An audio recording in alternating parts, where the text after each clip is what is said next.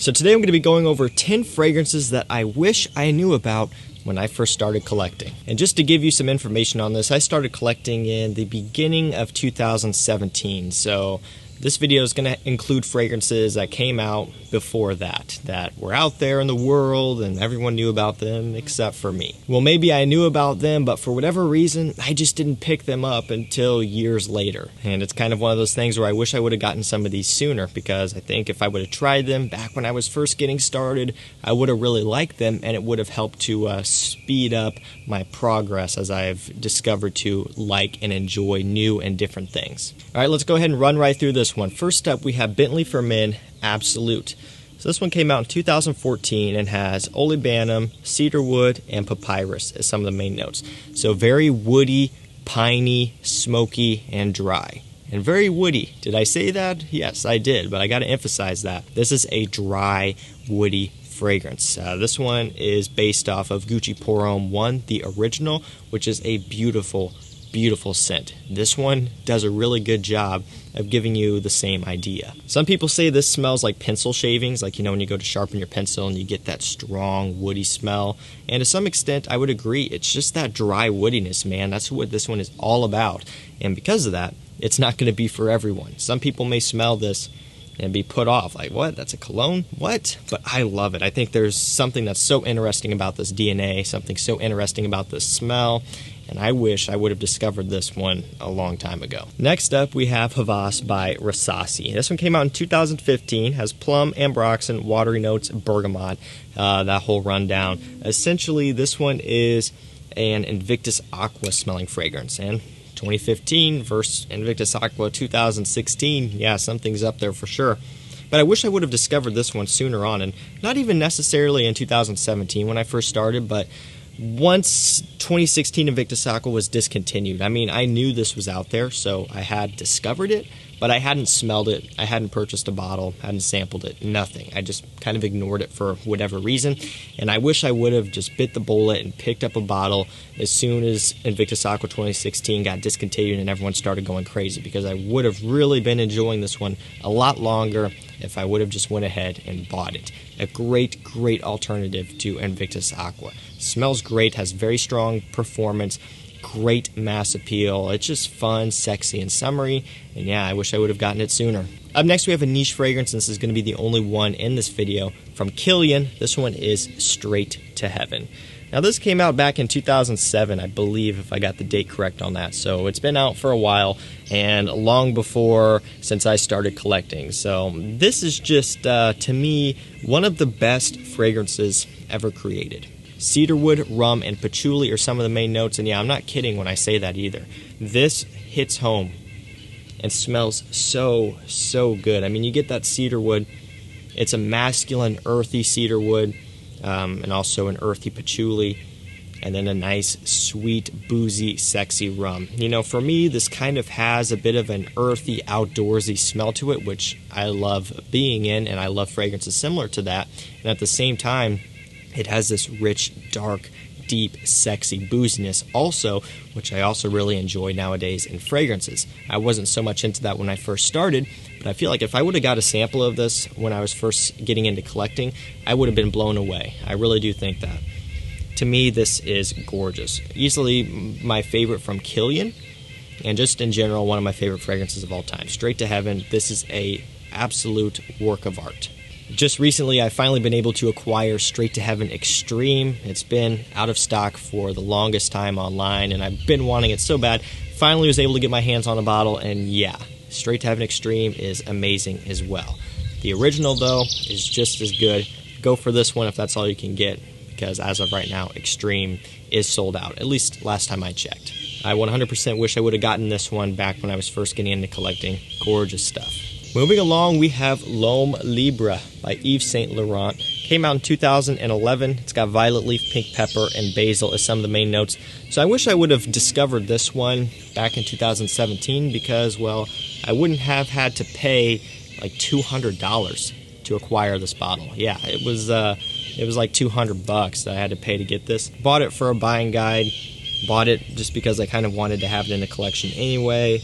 I love the look of it. I love the smell as well, although I didn't know that going into it. I figured I would. Violet leaf heavy scent, I always get along with those. But, you know, I just wanted to have this one just to kind of get as close to a complete L'Homme collection as possible because, believe it or not, the original L'Homme was one of the first fragrances that I was really intrigued by back when I first started in 2017. So I've always been a big fan of this line. And yeah, I wish I would have gotten this back then because I could have picked up like 3 or 4 bottles for the price that I paid for this one. But yeah, this is a great smelling scent, and I know for a fact if I would have gotten this back when I first started, I would have loved it. Watery violet leaf, a bit spicy, sexy, great for spring and summertime. Moving along, we have Ferragamo Uomo. This one came out in 2016 and has tonka bean, cardamom, and sweet notes as some of the main notes here in this one. Very much a sweet fragrance, hence the generalized sweet notes, which they have listed in here, which I always get a kick out of when brands do stuff like that. Woody notes, sweet notes. It's like, okay, can you elaborate a little bit? That's really all you need to know. I mean, you get a ton of tonka bean, you get a ton of those sweet notes. You get a bit of a fuzzy, warm, kind of bright ambroxan in here. All in all, this is a really solid, sweet, gourmand style fragrance that comes in at about $30, and that is great for fall and winter time. I wish I would have tried this one when I was first getting into it because it was affordable, still is affordable. I think I would have really liked it. We're going to go to a Viktor and Rolf fragrance next, and actually this is going to be from the Spicebomb line, but it may not be what you're thinking. This one is Spicebomb Fresh. Now this one was introduced in 2014 and has pink pepper, grapefruit, pepper, and tobacco. So a bunch of spices there. You get that tobacco like from the original and an extreme, but you also get the grapefruit and just the fresh brightness out of this one. I wish I would have tried this back in the day for a couple of reasons. One, because it is now discontinued and you can't really get these that easily anymore. It might still be on some discounters, and if so, I will get you a link down below.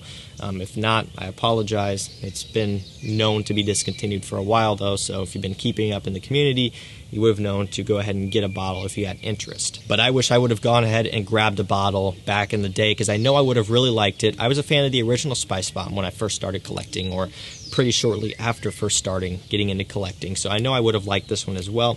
Maybe I would have been able to pick up a couple bottles at an even better rate, and I would have been able to enjoy it for a lot longer. Now that it is discontinued, I'm simply not going to wear it as much. You know, I would normally wear this quite often in the springtime, but at this point, I would really rather not start burning through my bottle. I mean, granted, this is, 90 mils, and that's plenty for me to wear through. It's not the end of the world, but it is always hard on me, and each spray I do of a discontinued fragrance, it hurts a little bit. So I'm going to try to conserve this one as much as possible, even though there's not really too much of a point, because why buy it if you never use it? But you guys get what I'm saying. It's nice to have the reassurance that if you run through this, you can go buy another one, and you can't do it anymore. So this next one would have kickstarted my vetiver love early on, and I wish I would have gotten into it. For about $20 on FragranceNet, Lalique Encre Noir has to be one of the most affordable vetiver fragrances out there, and one of the best cheap vetiver fragrances out there as well.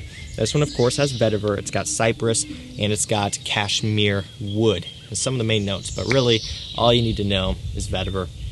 Nice, earthy, smoky vetiver note. This has a kind of a clean, modern, sexy smell about it.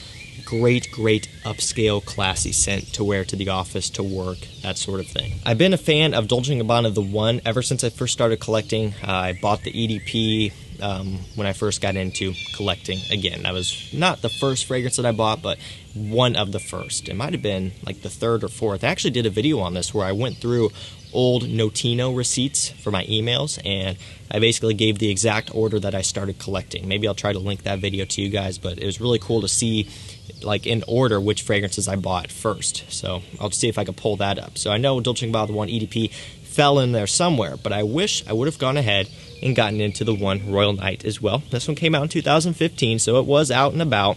This one has amber, cardamom, and sandalwood. Simply put, this one is Dolce & Gabbana The One without the tobacco. It does suck. It's a bit more creamy from the sandalwood.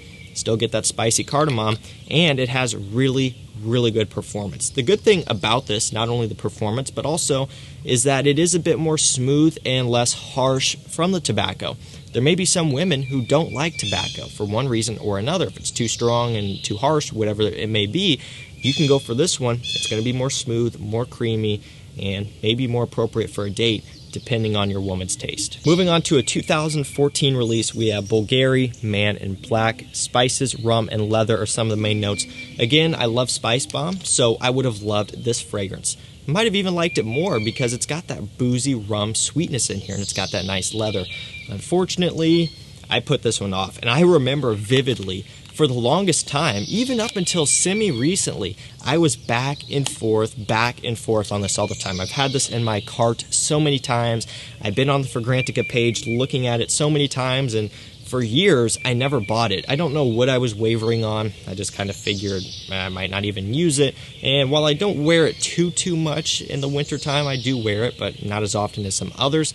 I am glad I have it because that boozy take on essentially the Spicebomb type of smell is really, really nice. And I wish I would have gotten this sooner. And last up for today, we have John Varvatos Vintage. This one came out all the way back in 2006. Tobacco, suede, and fur are some of the main notes. Really, really like this a lot. You know, I got into Artisan Aqua, I believe, as my first ever John Varvatos. Got it off of eBay. Still remember that. And just got some of the other fresher ones. It took me a little while to get vintage, but I love it. You know, you get that nice tobacco, you get that woody, pine, masculine type of smell. This is another one that kind of has a similar outdoors, woods type of smell, which I really love, and I wish I would have gotten it sooner because back in the day when I was first getting started, I would have loved this stuff. Alright guys, that's gonna do it for me. That was 10 fragrances that I wish I would have gotten into sooner back when I first started collecting. Let me know down below for you, what were some fragrances that you wish you would have gotten sooner? And if you do want to pick up any of the ones that I talked about today, they will be linked down below, and those links will take you directly to discounters so you can save yourself a bunch of money. Thank you so much for watching. Stay safe, stay healthy. Don't forget to subscribe. I don't ask this that often anymore because I'm sure it is annoying to say that in the beginning of the video, but we're at the end of the video. Please subscribe.